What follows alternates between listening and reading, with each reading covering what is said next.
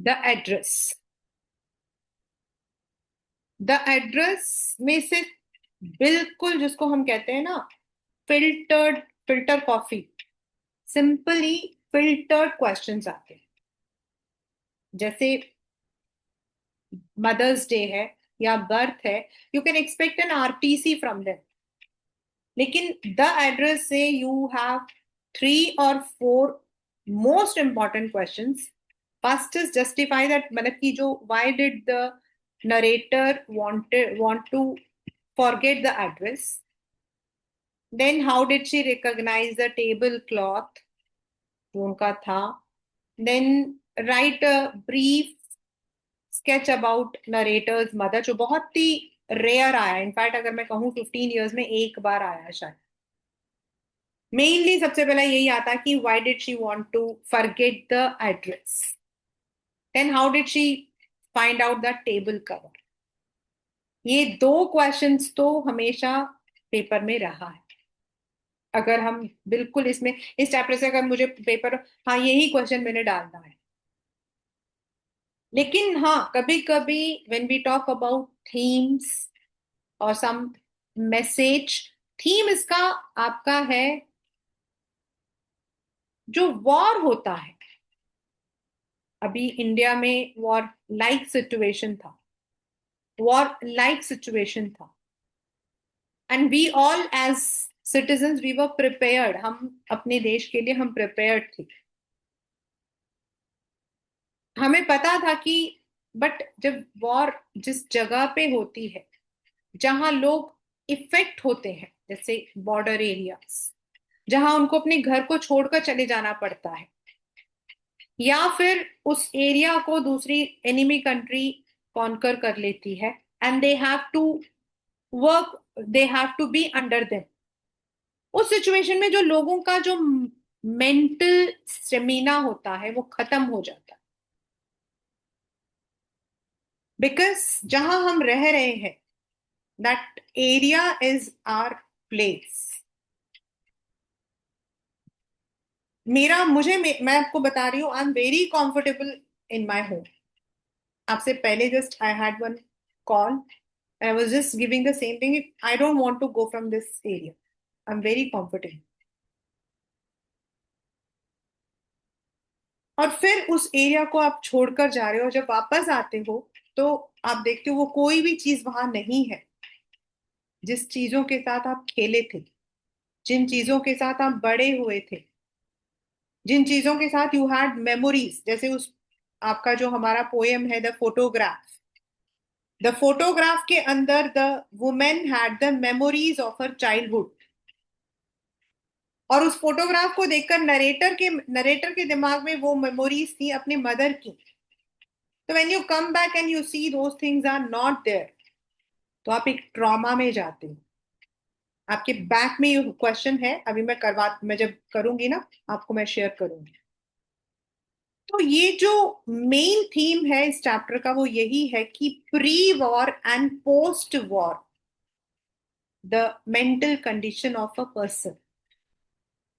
Basically ये जो chapter है, this is all about a woman, जो इस चैप्टर की ऑथर भी है। ये उनका पर्सनल एक्सपीरियंस है that she live with her mother and she was Jew. और ज्यूज जो है they were the richest people in Europe, आज भी है। Unfortunately when the war started, तो उसकी मदर को लगा कि they have to shift from here, उनको यहां से जाना पड़ेगा। सो स्लोली ग्रेजुअली उसकी मदर जो है अपने घर की जो इम्पोर्टेंट बहुत कीमती चीजें, precious things made of silver, that she started giving to one known person. Friend नहीं थी वो, सिर्फ एक जान पहचान थी, और वो भी 20 साल बाद मिली थी, जिसके साथ उनकी अचानक से जान पहचान बढ़ गई थी।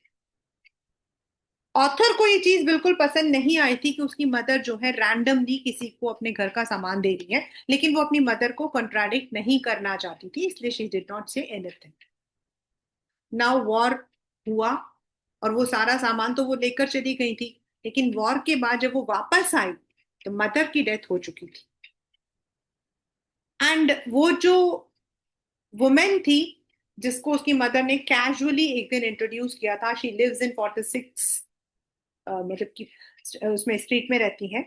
वो उनको कैजुअली वो जो लेडी थी उसको लर्न हो गया था.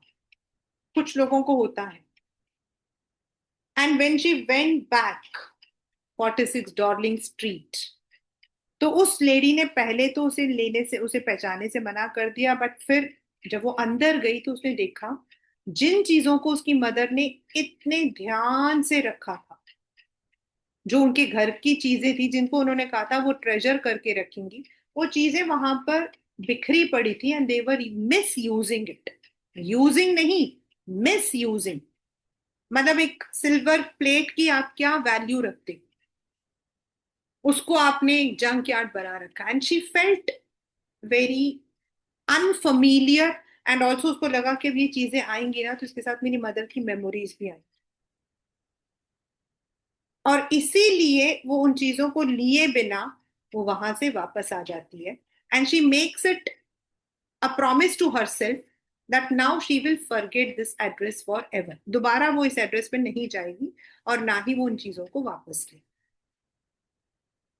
बिकॉज उसका दो रीजंस है. एक, वो चीजों को मिसयूज कर चुकी थी वो वुमेन, तो उसकी जो सिग्निफिकेंस थी वो खत्म. और दूसरा, उन चीजों के साथ there were memories of her mother. और अब वो जहां रहती थी वहां उसके पास जगह भी नहीं थी. सो शी थॉट इससे बेटर है कि वो चीजें वहीं रहें और वो उन चीजों को छोड़ के रखे. A very simple story having this theme. We are starting the chapter along with NCERT, right? If you see on the top, it is written, this short story is a poignant account of a daughter who goes in search of her mother's belongings after the war in Holland. When she finds them, the objects evoke memories of her earlier life. However, she decides to leave them all behind and resolves to move on.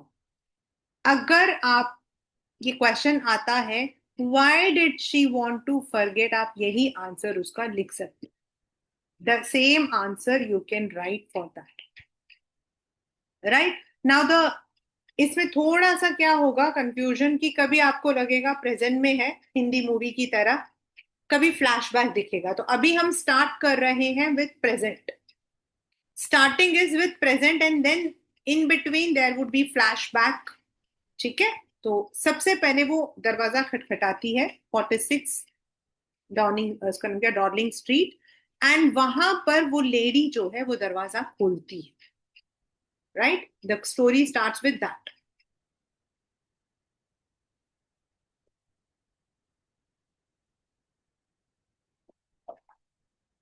Do you still know me, I asked. The woman looked at me searchingly. मतलब वो उसको पहचानने की कोशिश कर रही थी.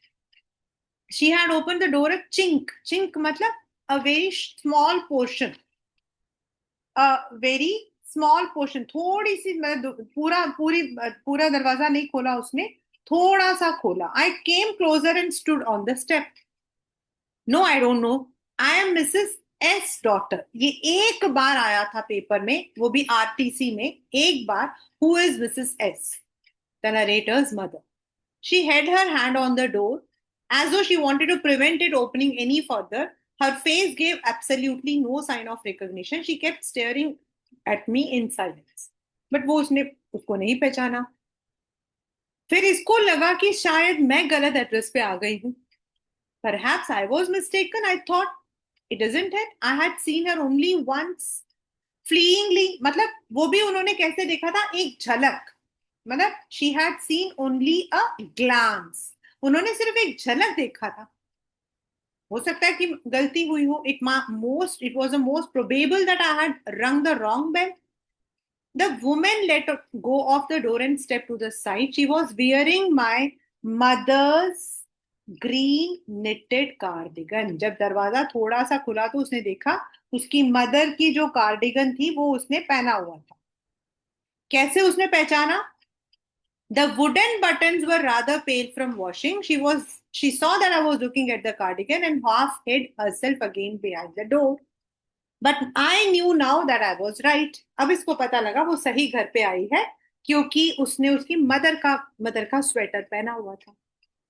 When you knew my mother, उसने बोला, Have you come back? I thought that no one had come back. No one had come back मतलब द वॉर के अंदर बहुत सारे लोग मारे गए थे. Only me. ओनली मी मतलब the mother had been dead. A door opened and closed in the passage beside her. A musty smell emerged. एक दरवाजा खुल के बंद हुआ और एक गंदी सी स्मेल आ रही थी अंदर से. I regret I can not do anything for you. और वो इतनी रूड थी, उसने कहा मैं तुम्हारे लिए कुछ नहीं कर सकती. I have come here specially on the train. I wanted to talk to you for a moment. तो उस लेडी ने बड़े ब्लंटली कहा, it's not convenient for me now. I can't see you another time. आज मैं तुमसे बात नहीं कर सकती हूँ, किसी और. She nodded. उसने मना किया. Cautiously close the door as though no one inside the house should be disturb. और बहुत ध्यान से दरवाजा बंद कर दिया. I stood where I was on the step. जहां पे वो सीढ़ियों पे खड़ी थी. The curtain in front of the bay window, आगे की तरफ वाला था, वो खुला. Someone stared and would then have asked what I wanted. और नथिंग. शायद किसी ने पूछा था कि कौन है. उसने बोला होगा कुछ नहीं. I looked at the name plate again. Darling in black letters on white enamel. Enamel मतलब paint. And on the jamb a bit higher number 46. थोड़े ऊपर बड़ा बड़ा लिखा था 46 डॉर्लिंग स्ट्रीट. अब यहां पर थोड़ा सा जो है आपका फ्लैशबैक में जा रहा है. ठीक है. As I walked back to the station, I thought about my mother who had given me the address years ago. It had been in the first half of the war. ये लड़की जो थी, शी वॉज अ जर्नलिस्ट. तो वो तब घर पे थी. I was home for a few day. It struck me immediately that something or other about the rooms had changed. I miss various things. इसने देखा कि घर में चीजें कम है. My mother was surprised I should have noticed so quickly. Then she told me about Mrs. Dorling. I had never heard of it. But उसको लगा mummy की तो ऐसे जान पहचान में कोई नहीं है. But apparently she was an old acquaintance. Acquaintance मतलब जान पहचान. A familiar person. मतलब कोई फ्रेंड नहीं, जस्ट जान पहचान. Whom she had not seen for years. She had suddenly turned up and renewed their contact. Since then she had come regularly. अचानक से जान पहचान बढ़ गई और अब वो आती रहती थी. Every time she leaves here, she takes something home with her. उसकी मदर ने बड़े प्यार से बोला, बेचारी जब भी यहाँ आती है ना, घर से हमारे सामान लेकर जाती है. उसको ये नहीं पता था कि वो सामान लेकर जाती है. She took all the table silver in one go, then the antique plates that hung there, and she had trouble lugging those large vases. I was worried she got a crick in her back from the crockery. और mummy उसकी इतनी भोली थी. She was so simpleton. Simpleton मतलब इतनी भोली थी वो कि वो बेचारी ये सोच रही थी कि एक बार में वो सिल्वर ले गई, दूसरी बार में दूसरा ले गई. शायद इतना मतलब कि भारी भरकम चीज उठाने से उनके कमर में लचक ना आई. My mother shook her head pityingly. I would have never dared her ask. She suggested it to me herself. She even insisted. आगे मम्मी ने बोला, मैं तो हिम्मत भी नहीं कर सकती थी उसे ये बात बोलने के लिए कि मेरे घर का सामान तुम रख लो. उस बेचारी ने मुझे खुद इंसिस्ट किया कि मैं तुम्हारी चीजें रख लूंगी. आप सोच सकते हो उसकी मम्मी कितनी सिंपलटन थी. She wanted to save all my nice things. If we have to leave here, we shall lose everything. मतलब if we have to leave here मतलब वॉर की वजह से अगर उनको वो जगह छोड़नी पड़ी, उनको सब कुछ छोड़ के जाना पड़ेगा. इसीलिए उनको लगा उससे बेटर है कि कुछ दिनों के लिए वो सामान उनके फ्रेंड के घर रह जाए. मदर ने ट्रस्ट करके उस मिसेस डोरलिंग को अपना सामान दिया था. Have you agreed with her that she should? ये इसका मीनिंग पेपर में आया हुआ बेटा. What is the meaning of it? Means, have you taken any receipt? Have you taken any proof? अब लड़की ने उसे पूछा कि मम्मी आपने कुछ एग्रीमेंट, कुछ प्रूफ लिया है कि उन्होंने उनके पास हमारा सामान है। और उसकी मदर को बहुत गुस्सा आ गया। As if that is necessary, it would simply be an insult to talk. And think about the risk she is running each time she goes out of her door with a full suitcase or bag. इतनी जरूरी है? उसकी mummy ने गुस्सा किया। ये तो एक इंसल्ट होगा। बेचारी हमारे घर से सामान अपने घर में जाकर लेकर जा रही है, वो पकड़ी गई तो उसका क्या होगा? My mother seemed to notice I was not entirely convinced. She looked at me reprovingly. मतलब उन्होंने जो है इस चीज को बढ़ावा नहीं दिया। And after that we spoke no. और फिर मदर जो थी वो गुस्से में थी, इसलिए इसने पूछा नहीं। अब अगेन इट इज प्रेजेंट। ये सब चीजें वो सोच रही थी। Meanwhile, I had arrived at the station without having paid much attention to the things on the way. I was walking familiar places again for the first time since the war, but I did not want to go further than that was necessary. I did not want to upset myself with the sight of street house full of memories from a precious time. हालांकि वो उसी जगह से गुजर रही थी, लेकिन वो दोबारा उस जगह को देखना नहीं चाहती। In the train back I saw Mrs train, मतलब कि डार्लिंग, मतलब दोबारा उनके मेमोरी में मिसेस डार्लिंग आई। सामने नहीं बैठी थी वो। As I had the first time I met, उसको याद आया कि उसने कब उतनी, मतलब it is in her memory, उसके सामने वो चीज याद आई। उसको रिमेम्बर किया कि एक दिन की बात थी। In the morning after my mother I had told me about her, I had got a plate and coming downstairs I saw my mother about to see someone out, a woman with a broad back. उसका जो bag था वो थोड़ा बड़ा था। और उसने जो है इसको इंट्रोड्यूस किया।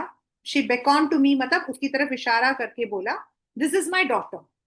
लेकिन उस लेडी ने कोई ध्यान नहीं दिया। She nodded, picked up the suitcase. She wore a brown coat and shapeless hat. अब इस लड़की ने पूछा, does she live far away?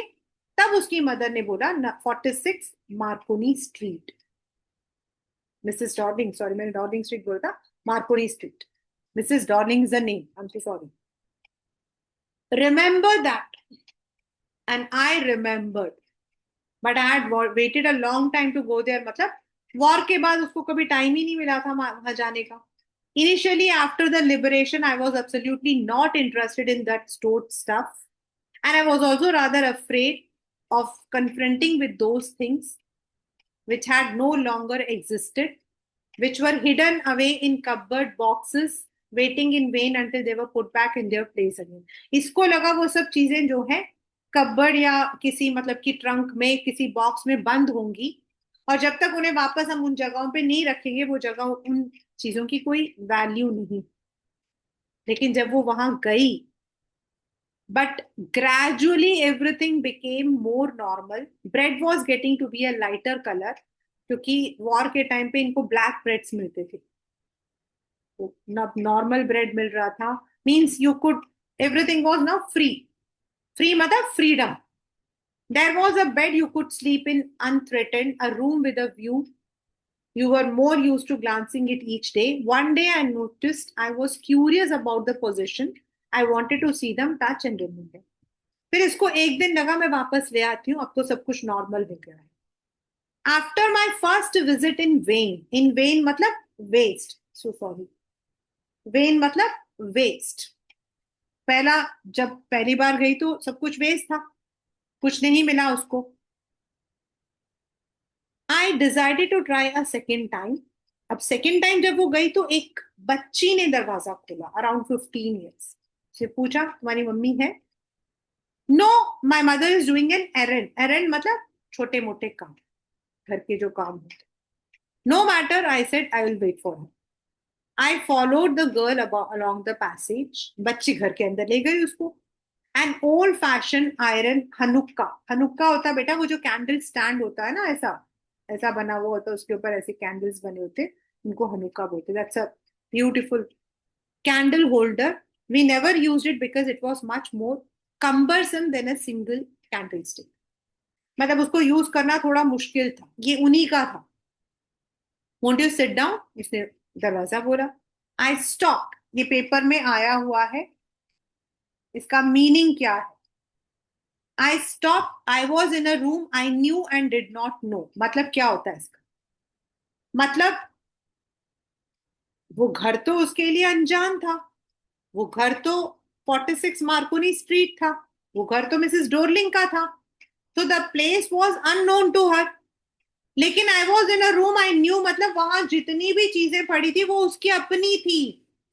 She was in a room, the house was, the house belong to a stranger, but the things belong to her mother.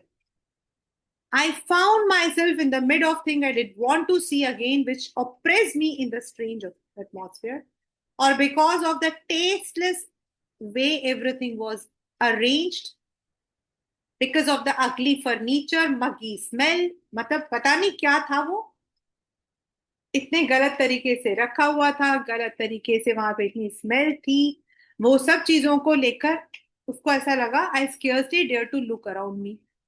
उसको अपनी ही चीजों को देख के इतना बुरा लग रहा था जिस तरीके से उसको मिसप्लेस किया। The girl moved a chair, I sat down, stared at the woollen table cloth. यही मैंने आपको बताया था, क्वेश्चन आया था पेपर में, आता रहता है, बहुत इंपॉर्टेंट है। How did she recognise the table cloth?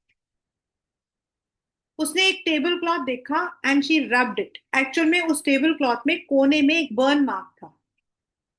ये तुरंत पहचान गई, लेकिन फिर भी अश्योर करने के लिए इसने उस टेबल क्लॉथ को हाथ लगाकर देखा, और वो जो मतलब कि बर्न मार्क था वो वहां पर था।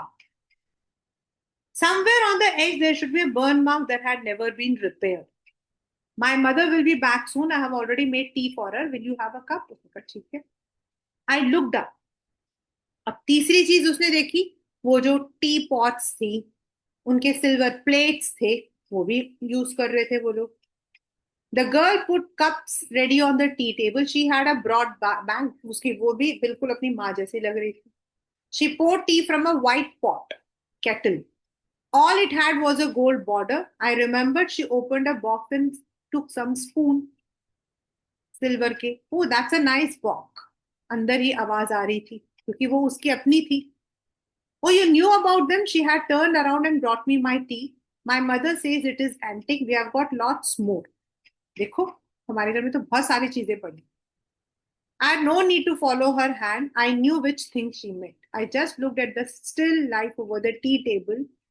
As a child, I had always fancied the apple on the pewter plate. Pewter plate होता है जो आपके डाइनिंग टेबल के बीच में जो आपका फ्रूट रखने के लिए जो वो रखते हैं, बोल रखते हैं, उसको प्यूटर प्लेट। वो भी उन्हीं का था। We use it for everything. Once we even ate off the plates hanging there on the wall. मतलब जो सिल्वर के जो आपके वॉल हैंगिंग्स होते हैं उनमें उन्होंने खाना खाया था। सोचो कितने चीप होंगे वो। जो सिल्वर वॉल हैंगिंग्स होती हैं उनमें उन्होंने एक दिन खाना खाया था। But it wasn't anything special. I had found the burn mark. The girl looked questioningly at me. Yes, you get so used touching all these lovely things in the house, you hardly look at them anymore. You only notice when something is missing, but because it has to be repaired or because you have lent it, for example. Again, I heard the unnatural sound of my voice and I went on. I remember, अब उसको याद आया, एक बार इन्हीं silver के बारे में उसकी मम्मी ने बताया था उसको कि तुम मेरे को हेल्प करोगी सिल्वर को पॉलिश करने में। तब इसको पता लगा था कि जिन स्पून फोक से ये खाना खाते हैं वो सिल्वर के हैं। इसको तो ये भी नहीं पता था कि इनकी जो कटलरी है वो सिल्वर की है। लेकिन यहाँ आने के बाद उसने देखा कि वो जो चीजें जिसको उसकी मदर इतने ध्यान से रखती थी, वो चीजें वो लोग मिस यूज कर रहे थे। It was a very long time. I was probably bore, I had to stay at home because she had never asked me before. I asked her which silver, she said the spoon fork knife. I did not know the cutlery we ate every day was silver. The girl laughed again. I bet you don't know it is either. इसने बोला तुम्हें भी नहीं पता होगा। What we eat with? Well, do you know? And look, it is in here. उसने कहा मैं दिखाती हूँ तुमको हम किससे खाना खाते हैं। I jumped up. I was forgetting the time I must catch my train. उसने कहा नहीं नहीं मैं जा रही हूँ, टाइम हो गया, मुझे ट्रेन पकड़नी है। उसने कहा don't you want to wait for my mother? No I must go. The girl pulled the drawer open, I can find my own way. उसने बोला मैं देख लूंगी, तुम जाओ। As I walked down the passage, I heard the jingling of spoons and forks. वो बच्ची शायद उस ड्रॉ से स्पून और फोक निकाल रही थी. At the corner of the road, I looked up at the name place, Marconi Street, number 46. The address was correct, but now I did not want to remember it anymore. आपके paper का ये question back में भी आता है. Why did not the narrator want to remember that house? Because first, वो objects they had lost their value. यहाँ पे लिखा हुआ है. And secondly, she did not have the place to keep them also. If I would not go back there because the objects that are linked to your memory with the familiar life of former time instantly lost their value when severed from them. Severed मतलब उनसे जब आप अलग हो जाते हो ना तो उनकी वैल्यू खत्म हो जाती है. When you see them in strange surrounding. And what should I have done with them with a small rented home where the shreds of blackout paper still hung out? मतलब जो वॉर के time पे black papers थे वो अभी भी थे. And she did not have place to keep them, no more than a handful of cutlery fitted in the narrow table drawer. I resolved to forget the address. Of all the things I had to forget, that would be the easiest.